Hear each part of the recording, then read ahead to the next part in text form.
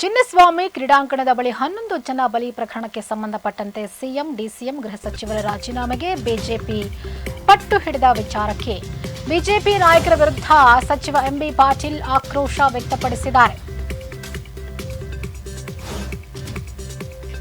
ಚಿನ್ನಸ್ವಾಮಿ ಕ್ರೀಡಾಂಗಣದ ಬಳಿ ನಡೆದಂತಹ 11 ಜನ ಬಲಿ ಪ್ರಕರಣಕ್ಕೆ ಸಂಬಂಧಪಟ್ಟಂತೆ ಸಿಎಂ ಡಿಸಿಎಂ ಗೃಹ ಸಚಿವರ ರಾಜೀನಾಮೆಗೆ ಬಿಜೆಪಿ ಪಟ್ಟು ಹಿಡಿದಿತ್ತು. ಆ ವಿಚಾರವಾಗಿ ಇದೀಗ ಬಿಜೆಪಿ ನಾಯಕರ ವಿರುದ್ಧ ಸಚಿವ ಎಂಬಿ ಪಾಟೀಲ್ ಆಕ್ರೋಶ ವ್ಯಕ್ತಪಡಿಸಿದ್ದಾರೆ. ಸಣ್ಣ ಪುಟ್ಟ ತಪ್ಪುಗಳಾಗಿವೆ, ತಪ್ಪು ನಡೆದಿಲ್ಲ ಅಂತ ಹೇಳ್ತಾ ಇಲ್ಲ. ಈಗಾಗಲೇ ಸಿಎಂ ಸಿದ್ದರಾಮಯ್ಯ ತನಿಖೆಗೆ ಆದೇಶ ಮಾಡಿದ್ದಾರೆ. ಏಕಸದಸ್ಯ ಪೀಠ ಹಾಗೂ ಸಿಐಡಿ ತನಿಖೆ ನಡೀತಾ ಇದೆ. ತನಿಖೆಯ ವರದಿ ಬಂದ ಬಳಿಕ ಇನ್ನಷ್ಟು ಕ್ರಮ ಕೈಗೊಳ್ಳಲಾಗುತ್ತೆ. ಸಾವುಗಳಿಂದ ನಮಗೂ ನೋವಾಗಿದೆ, ಆದರೆ ಅದರ ಮೇಲೆ ರಾಜಕಾರಣ ಮಾಡಬಾರದು. ಕುಂಭಮೇಳದಲ್ಲಿ ಕಾಲ್ತುಳಿತ ಆದಾಗ ಯುಪಿ ಸಿಎಂ ರಾಜೀನಾಮೆ ಕೊಟ್ಟಿದ್ರಾ? ಆಗ ಬಿಜೆಪಿಯವರು ರಾಜೀನಾಮೆಯನ್ನ ಯಾಕೆ ಕೇಳಲಿಲ್ಲ? ಬಿಜೆಪಿ ನಾಯಕರ ವಿರುದ್ಧ ಸಚಿವ ಎಂಬಿ ಪಾಟೀಲ್ ಆಕ್ರೋಶ ವ್ಯಕ್ತಪಡಿಸಿದ್ದಾರೆ. ಪ್ರತಿ ಒಂದು ಘಟನೆಯನ್ನ ಚಿನ್ನಸ್ವಾಮಿ ಕ್ರೀಡಾಂಗಣದ ಬಳಿ ನಡೆದಂತ ಘಟನೆಯನ್ನ ಕುಂಭಮೇಳಕ್ಕೆ ಹೋಲಿಸುತ್ತಿದ್ದಾರೆ. ಕುಂಭಮೇಳದಲ್ಲೂ ಕೂಡ ಕಾಲ್ತುಳಿತ ಆಗಿತ್ತು. ಆಗ ಯುಪಿ ಸಿಎಂ ರಾಜೀನಾಮೆ ಕೊಟ್ಟಿದ್ರಾ? ಇಲ್ಲ. ಅಂದಮೇಲೆ ಇಲ್ಲಿ ಯಾಕೆ ಕೊಡಬೇಕು? ಸಿಎಂ ಡಿಸಿಎಂ ಪರಮೇಶ್ವರ್ ಯಾಕೆ ರಾಜೀನಾಮೆ ಕೊಡಬೇಕು?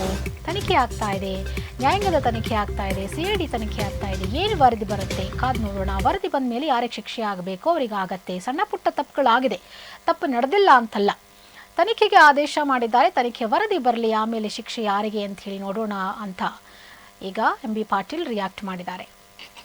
ನಾವು ಹೇಳಿದ್ದೀವಲ್ಲ, ಅದು ಆ ಇನ್ಸಿಡೆಂಟ್ನಲ್ಲಿ ಲೋಪದೋಷಗಳಾಗಿದ್ದಾವೆ, ಎರಡು ಮಾತಿಲ್ಲ. ಈಗಾಗಲೇ ಮುಖ್ಯಮಂತ್ರಿಗಳು ಕಮಿಟಿ ಇದು ಮಾಡಿ ಸಿಐಡಿ ಒಪ್ಪಿಸಿದ್ದಾರೆ.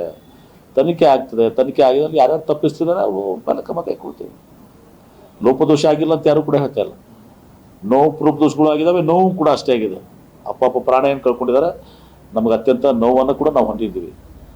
ಅದು ನಿರೀಕ್ಷೆ ಮೀರಿದ ಜನ ಬಂದಿದ್ದರಿಂದ ಅದು ಕಂಟ್ರೋಲ್ ಆಗಿಲ್ಲ. ಮತ್ತು ನಾವು ಅದನ್ನು ಎಲ್ಲೋ ಒಂದು ಕಡೆ ಎಲ್ಲ ರೀತಿಯ ಒಂದು ಗೊಂದಲಗಳ ಸೃಷ್ಟಿಯಾಗಿ ಇವತ್ತು ತಾವು ಹೇಳಿದ ಹಾಗೆ ನಾವು ಭಾಳ ಇದು ಅಪೇಕ್ಷೆ ಮಾಡಿರಲಿಲ್ಲ. Sudden it was a sudden. ಹಂಗೆ ಈಗ ಫ್ಲ್ಯಾಶ್ ಫ್ಲಡ್ಸ್ ಬರ್ತಲ್ಲ, ಆ ಥರ ಇದು ಆಗಿದೆ. ಅದ್ರ ಬಗ್ಗೆ ತನಿಖೆ ಆಗಿ ಯಾರು ತಪ್ಪಿಸ್ತಿರ್ತಾರೋ ಶಿಕ್ಷೆ ಕೊಡ್ತೀವಿ. ಮತ್ತು ಇವರು ಮುಖ್ಯಮಂತ್ರಿಗಳು ರಾಜೀನಾಮೆ ಕೊಡಬೇಕು ಇದೆಲ್ಲವನ್ನು ಹೇಳ್ತಾ ಇದ್ದಾರೆ. ಹಂಗೆ ನೋಡಿದ್ರೆ ಇವರು ಮೊದಲು ಅಲ್ಲಿ UP ಮುಖ್ಯಮಂತ್ರಿ 121 ಜನ ಸತ್ರಲ್ಲ, 29 ಜನ. ಮತ್ತು ಅವಾಗ ಯಾಕೆ ಇವರು ರಾಜೀನಾಮೆ ಕೊಡಲಿಲ್ಲ? ಕೊಟ್ರ ಇವರು ಯಾರು? ನಿಮ್ಮ ಯೋಗಿ ಆದಿತ್ಯನಾಥ್. ನಾವು ಹೇಳಿದ್ದೀವಲ್ಲ, ಅದು ಆ ಇನ್ಸಿಡೆಂಟ್